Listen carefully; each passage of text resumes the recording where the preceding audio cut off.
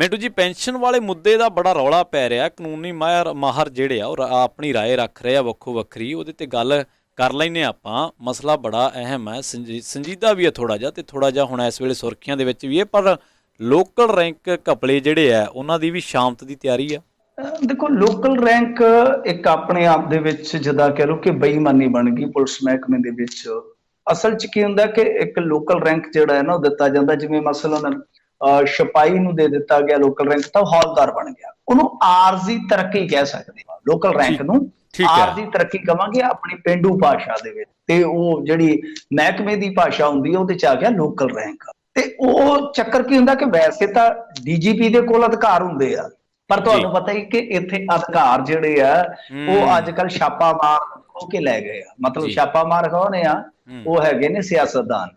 ਸਿਆਸਤਦਾਨ ਆਪਣੇ ਕੋਲ ਰੱਖੀ ਬੈਠੇ ਆ।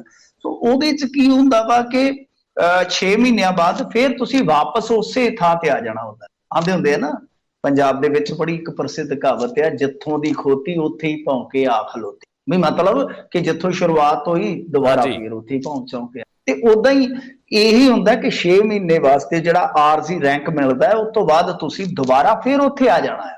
ਜੇ ਸਿਪਾਹੀ ਹੋ ਤਾਂ ਸਿਪਾਹੀ, ਜੇ ਹੌਲਦਾਰ ਹੋ ਤਾਂ ਹੌਲਦਾਰ। ਤਾਂ ਹੋਇਆ ਕੀ ਕਿ ਪੰਜਾਬ ਦੇ ਵਿੱਚ ਇਹੋ ਜਿਹੇ ਕੰਮਾਂ 'ਚ ਪ੍ਰਵੀਨ ਜੀ ਇੰਨੀ ਮੱਚਦੀ ਆ। ਬਹੁਤ ਸਾਰੇ ਜੁਗਾੜੀ ਜਿਹੜੇ ਕਰਮਚਾਰੀ ਸੀਗੇ ਉਹਨਾਂ ਨੇ ਸਿਫਾਰਸ਼ਾਂ ਲਵਾ ਕੇ ਲੀਡਰਾਂ ਤੋਂ, ਹੁਣ ਸਿਫਾਰਸ਼ਾਂ ਕੀ ਲੀਡਰਾਂ ਤੋਂ, ਕਈ ਤੇ ਲੀਡਰਾਂ ਦੇ ਮੁੰਡੇ ਹੀ ਨੇ, ਕਈ ਅਫਸਰਾਂ ਦੇ ਮੁੰਡੇ ਨੇ ਵਿੱਚ ਮਹਿਕਮੇ ਦੇ। ਵਾਹ ਜੀ ਵਾਹ, ਮਲਾਈਦਾਰ ਉਹਦੇ ਆਪਦਿਆਂ ਦੇ ਕੋਲੇ। ਹਾਂਜੀ ਬਿਲਕੁਲ। ਦੇਖੋ, ਮੰਗਲ ਸਿੰਘ ਜਿਹੜੇ ਖੇਤੀਬਾੜੀ ਡਾਇਰੈਕਟਰ ਹੁੰਦੇ ਸਨ, ਖੇਤੀਬਾੜੀ ਡਾਇਰੈਕਟਰ ਹੁੰਦੇ ਸਨ, ਜਦੋਂ ਇਹਨਾਂ ਨੂੰ ਫੜਿਆ ਗਿਆ ਸੀਗਾ ਤਾਂ ਉਦੋਂ ਇਹਨਾਂ ਦੇ ਘਰ ਦੇ ਵਿੱਚੋਂ ਕੁਛ ਮਤਲਬ ਕਿ ਆਰਮ ਲਾਇਸੈਂਸ ਤੇ ਕੁਛ ਅਸਲਾ ਹੋਰ ਡਾਲਰ ਵੀ ਮਿਲੇ ਸੀਗੇ, ਦਾਰੂ ਸ਼ਾਰੂ ਤੇ ਕੁਛ ਪੈਸੇ ਮਿਲੇ ਸਨ, ਡਾਲਰ ਸੀ ਮੇਰੇ ਖਿਆਲ ਦੇ ਨਾਲ। ਉਹ ਸਾਰਾ ਕੁਛ ਮਾਲਖਾਨੇ ਚੋਂ ਚੋਰੀ ਹੋ ਗਿਆ ਸੀਗਾ। ਮਾਲਖਾਨੇ ਚੋਂ ਚੋਰੀ ਹੋ ਗਿਆ। ਤੇ ਜਦ ਇਨਵੈਸਟੀਗੇਟ ਕੀਤਾ ਮਾਮਲੇ ਦਾ ਤਾਂ ਉਹ ਮਾਮਲਾ ਜਿਹੜਾ ਕੁਛ ਇਸ ਤਰ੍ਹਾਂ ਦਾ ਨਿਕਲਿਆ ਕਿ SHO ਤੇ ਇੱਕ ਹੋਰ ਮੁੰਡਾ ਸੀਗਾ, ਉਹਦਾ ਜ਼ਿਕਰ ਆਇਆ ਕਿ ਇਹਨਾਂ ਨੇ ਸਾਰਾ ਕਾਂਡ ਕਰ ਦਿੱਤਾ। ਔਰ ਉਹ ਜਿਹੜਾ ਪੁਲਸੀਆ ਸੀਗਾ, ਮੁੰਡਾ ਪੁਲਸੀਆ ਸੀ, ਉਹ ਇੱਕ ਲੀਡਰ ਦਾ, ਅਕਾਲੀ ਲੀਡਰ ਦਾ ਮੁੰਡਾ ਸੀ। ਅੱਛਾ, ਵਾਹ ਜੀ ਵਾਹ। ਕਈ ਮਿਸਾਲਾਂ ਤੁਹਾਨੂੰ ਦੇ ਸਕਦਾ ਆ ਕਿ ਆ ਜਿਹੜੀ ਪਿਛਲੀ SIT ਦਾ ਮੁਖੀ ਬਣਾਇਆ ਸੀ, ਹੁਣ ਤਾਂ SIT ਬਦਲ ਗਈ। SIT ਦਾ ਜਿਹੜਾ ਮੁਖੀ ਬਣਾਇਆ ਸੀ ਬਲਰਾਜ ਸਿੰਘ, ਇਹਦੇ ਮੁੰਡੇ ਨੂੰ ਵੀ ਇਸੇ ਤਰ੍ਹਾਂ ਰੈਂਕ ਦਿੱਤਾ ਗਿਆ। ਔਰ ਇਹੀ ਕਿਤੇ ਨਾ ਕਿਤੇ ਕੌਨਫਲਿਕਟ ਆਫ ਇੰਟਰਸਟ ਦਾ ਇੱਕ ਵਿਵਾਦਤ ਮੁੱਦਾ ਬਣ ਗਿਆ ਕਿ ਕਿਵੇਂ ਇੱਕ SIT ਦੇ ਅਫਸਰ ਦੇ ਮੁੰਡੇ ਨੂੰ ਐਨ ਮੌਕੇ ਤੇ ਤਰੱਕੀ ਦਿੱਤੀ ਜਾਂਦੀ ਹੈ। ਸੋ ਇਹ ਰੌਲਾ ਪੈ ਗਿਆ। ਇਸ ਤਰ੍ਹਾਂ ਬਹੁਤ ਸਾਰੇ ਬੰਦੇ ਨੇ ਜਿਹੜੇ ਤੁਹਾਨੂੰ ਮਿਲ ਜਾਣਗੇ। ਤਕਰੀਬਨ ਕਹਿੰਦੇ ਆ ਕਿ 10 ਸਾਲਾਂ 'ਚ 18,000 ਪੁਲਿਸ ਵਾਲਿਆਂ ਨੂੰ ਇਸ ਤਰ੍ਹਾਂ ਤਰੱਕੀ ਦਿੱਤੀ ਗਈ, ਜਿਹਨੂੰ ਆਪਾਂ ਜੁਗਾੜੂ ਤਰੱਕੀ ਕਹਿ ਸਕਦੇ ਹਾਂ। ਤਾਂ ਹੁਣ ਕਿਉਂਕਿ ਦਿਨ ਬਦਲ ਜਾਂਦੇ ਆ, ਤੁਹਾਨੂੰ ਪਤਾ, ਹੁਣ ਸਮਾਂ ਬਦਲ ਗਿਆ, ਸਰਕਾਰ ਹੁਣ ਦੂਸਰੀ ਆ ਗਈ ਆ।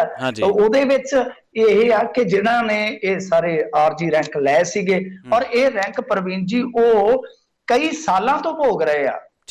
ਮੈਂ ਜਿਵੇਂ ਤੁਹਾਨੂੰ ਦੱਸਿਆ ਕਿ 6 ਮਹੀਨਿਆਂ ਵਾਸਤੇ ਹੁੰਦਾ ਆਰਜੀ ਰੈਂਕ, ਪਰ ਉੱਥੇ ਤਾਂ ਕਈ ਸਾਲ ਹੋ ਗਏ ਆ ਕਿ ਉਹ ਜਿਉਂਦੇ ਤੇ ਉਹ ਬੈਠੇ, ਕਿਉਂਕਿ ਸਿਫਾਰਸ਼ਾਂ ਵੱਡੀਆਂ ਨੇ।